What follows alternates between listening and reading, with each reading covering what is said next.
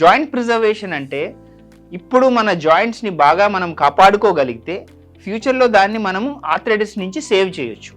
మీరు తరచుగా వింటూ ఉంటారు నీ రీప్లేస్మెంట్ సర్జరీ బాగా అరిగిపోయిన తర్వాత మోకాళ్ళకు చేస్తారని.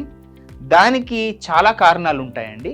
మన సౌత్ ఇండియన్ పాపులేషన్లో పర్టికులర్లీ ఆర్థరైటిస్ రావడానికి కొంతవరకు జెనెటిక్ రీజన్ ఉండవచ్చు. బట్ న్యాచురల్గా ఏజ్ పెరిగే కొద్దీ నార్మల్గా జాయింట్స్ అరిగిపోవడం చాలా నార్మల్ థింగ్.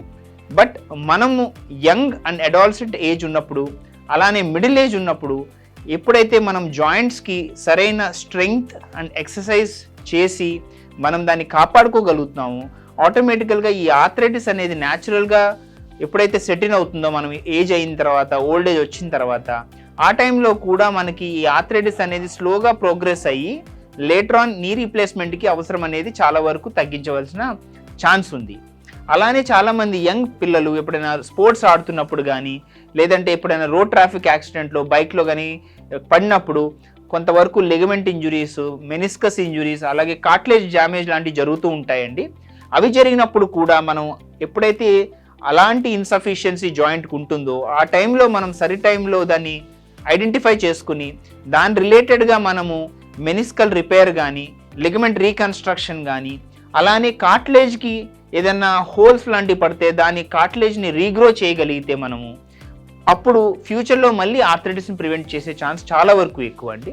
అలానే కొంతవరకు ఎర్లీ ఆర్థరైటిస్ ఉన్నప్పుడు ఎర్లీ ఆర్థరైటిస్లో కూడా కొంతవరకు పిఆర్పి కానీ, లేకుంటే future therapies like stem cells కానీ, ఎక్సోసోమ్స్ కానీ అవి సెలెక్టివ్ పేషెంట్స్లో ఎప్పుడైతే మనం వాడితే కనుక ఎర్లీ స్టేజెస్లో కొంతవరకు ఈ ఆర్థరైటిస్ అనేది కూడా మనం డిలే చేసే అవకాశం ఉంటుంది.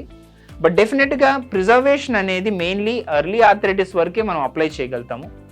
ఎప్పుడైతే బాగా అరిగిపోతుందో అప్పుడు ఓన్లీ పేషెంట్స్కి నీ రీప్లేస్మెంటే సొల్యూషన్ అవుతుంది.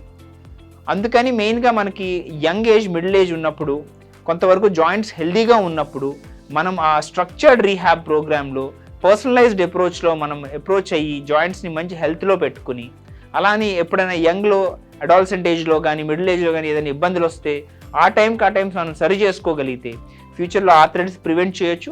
అలానే మేజర్ నీ రీప్లేస్మెంట్ సర్జరీస్ని డిలే అండ్ అవాయిడ్ చేయొచ్చు మోస్ట్లీ. Thank you.